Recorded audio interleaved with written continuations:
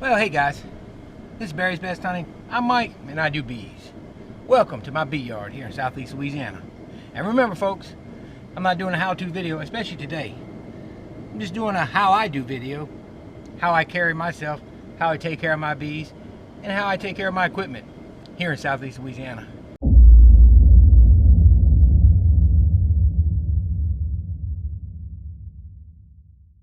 So, if you watched my last video, you might notice I'm still same shirt, same weather, same everything, because it is the same day. Same day. Well, what I'm doing is I got done taking a look at nukes, and I'm going to wash some foundations off. I've pretty much figured out this is the way I like to clean my foundations, when I have to clean them. There's a video when I first started this channel showing me cleaning these foundations, and it's going to be the exact same thing pretty much. But what I'll do with this video is I'll shoot this clip today, and then I'll shoot the clip after they're dry of me waxing them, and make it one process for you to show you what I'm doing, how I'm doing it, and some of the things I need to do to get them ready to go. So I got some water get ready to boil, and I'm going to render some wax from that cutout I did with Mr. Ed. Going to get that wax rendered, because you can't let that stuff sit down here in the south too long. You'll have every pest known to man in it. I don't care how good you seal it and whether you put it inside or not. It's just ugly, ugly, ugly.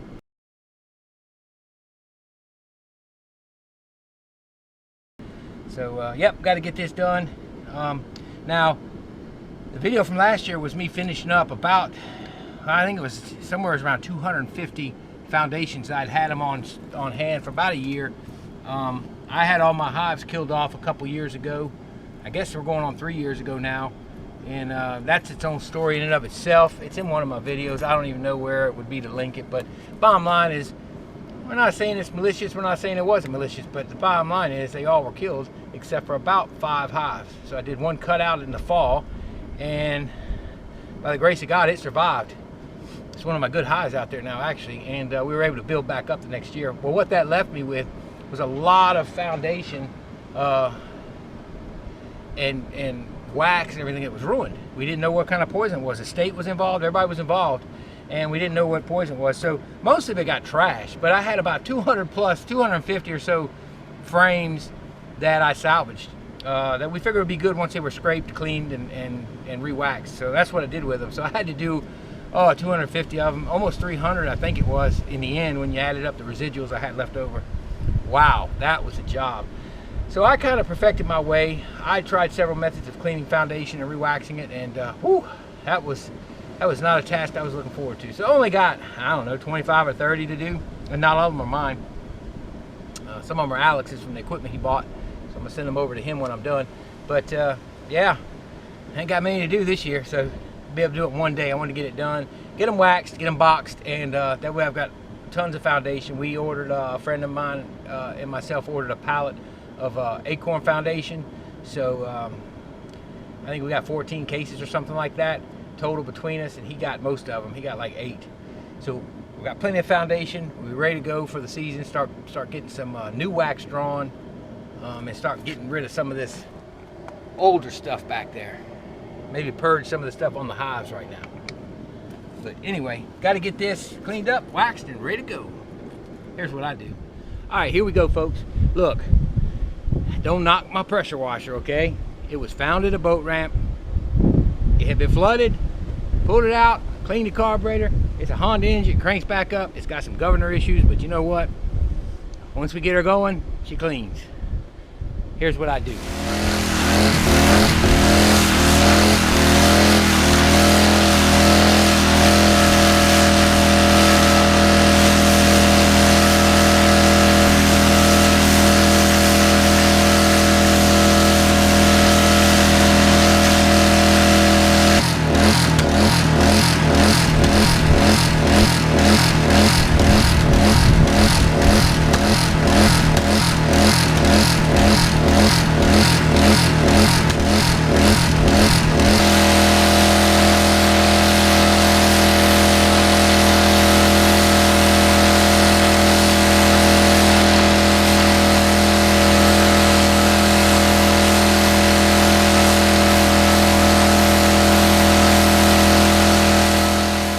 All right, guys, so got them cleaned.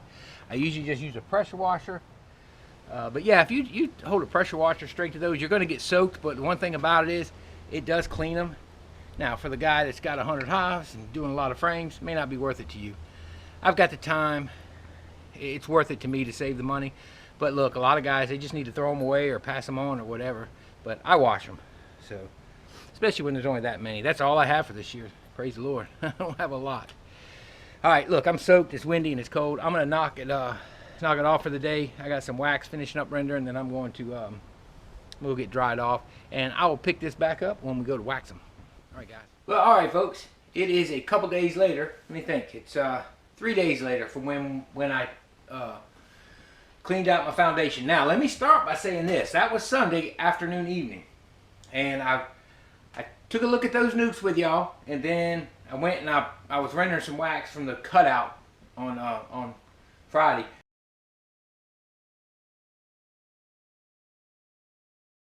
But I decided I was going to go wash these foundations, so I washed them with the intention of doing a second part of the video and finishing it up with waxing them. And just, showing you one of my days of what I do. Well, then I go in, and I seen Dirt Rooster had a video came out on waxing. So, before anybody says anything, I already plan to do this, so I'm not trying to go behind him and do the same thing. Just letting you know, it's that time of year to wax foundations. Simple as that. Guys, let me get busy on this, and because I'm gonna go in and eat some supper, but I'm gonna wax some frames, or some foundations, I should say. Right there, folks. Anyway, I do this thing just like everybody else does it. Well, not everybody, but I do it like a lot of folks do it.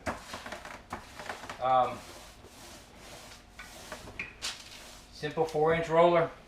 I use a hot plate. Hard to find these anymore. But we got this thing, I forget where. And what's nice about it is, it was kind of a pain when I had 200 plus to do as far as waxing. But when I just got a stack like this little thing works good. Yeah, I got to refill it a little more often than a bigger one. But for Scott Hearn, by the way, Scott, I did use the crock pot and try it. It just didn't work as well as I thought it would. It worked fine. I got wax melted. This is a question that he and I went back and forth on the comment where he was giving me a tip on how he does his. And I tried it, and I think I just got too much wax to try and do it that way. But anyway, I appreciate it. And he and I were talking about a turkey roaster.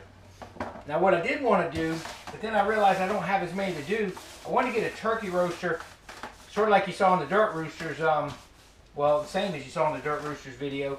Not necessarily to do the rolling, but I wanted to dip frames. I wanted to put, fill it with water and then put about yay much wax in it and just dip your foundations. But I didn't have that many to do.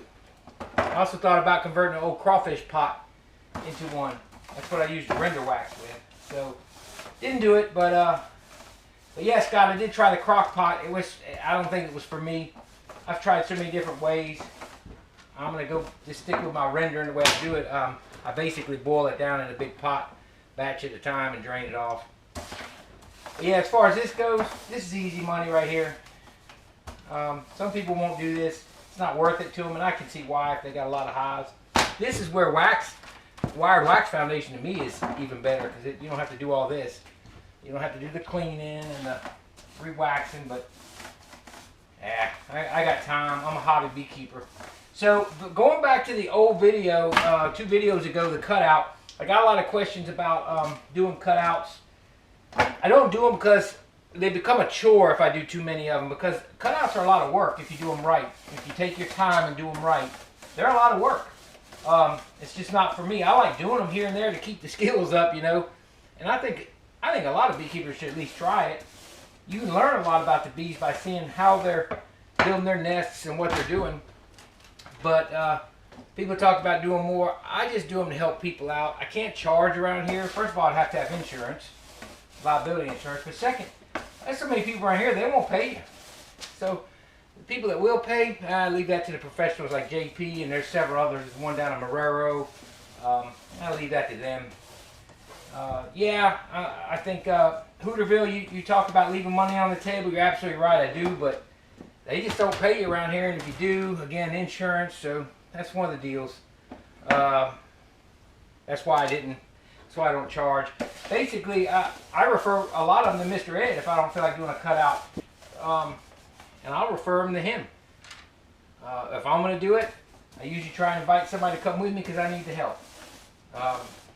I used to do a lot of them. I did them by myself, and it just gets to be so much work. Now you notice I'm only doing one side, but I'll go back and flip them back over and go back there and do the next side. Gives the one side a chance to cool. But going back to the cutout, what did I do with the wax? Some asked if I could do a video, but I crushed that wax that same night. I broke it in pieces, and I stuck it in my old uncapping tent, and I chopped it up with a knife a little more. And that's what I did with it. I had the chance to get it done. I didn't think to shoot a video. I wish I would have, because a few people asked about it, but I just didn't.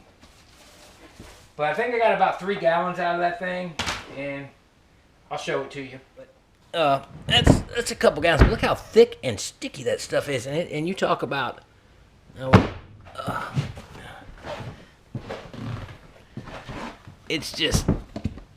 It's really dark and thick, and I don't know, I just don't mess with it. I'll probably dispose of it. That'll be what I do with it. And I wanted it for the wax. That's what I wanted it for. And then I was asked also about keeping the honey. Well, I don't eat the honey out of the cutouts. It's that old dark, nasty stuff. I call it nasty. It's probably not. I'm sure I've given it to people that wanted it. It's usually, if it's the white comb and the real new stuff, I know the nest, just got that honey this year, then I'll eat it then, or I'll give it to the homeowner. I'll never sell anything out of a cutout.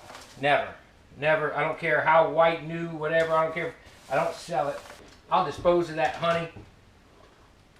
I'm also leery about feeding it back to my bees. So my bees are heavy. But we still got plenty of cold left, but we also got plenty of honey. The nuke I gotta feed, of course, I'll feed it some sugar water. We'll be good to go. But guys, this is it. This is what I do. Nice, easy night.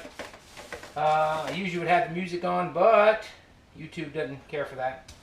They flag my videos if there's music in the background. And I'll go through and I'll get all these wax done up. They'll be ready to go. I don't know, I think there's what, 20 or so maybe here. Easy money, saves money. Starting to run low on wax. I'm gonna bust a chunk and put it in here. Nice thing about this hot plate, I just turn it off, unplug it, let the wax solidify, and we're done.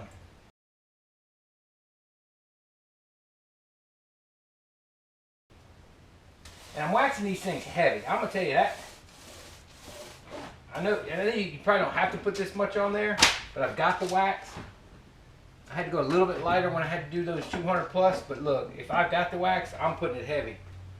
Because heavier you get it, it seems like the better they do and the faster they'll draw it out, especially when we get a tallow flow down here. They'll draw this stuff out so fast. So yeah, I put it on nice and heavy. I'll let that cool for a second, then I'll flip that stack and I'll start over.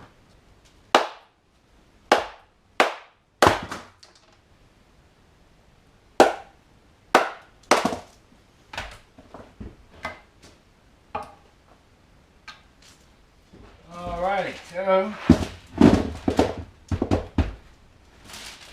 flip the bag over. Get the other side. And this is why I save my wax. All that brood comb, that burr comb, the brood combs out of these cutouts.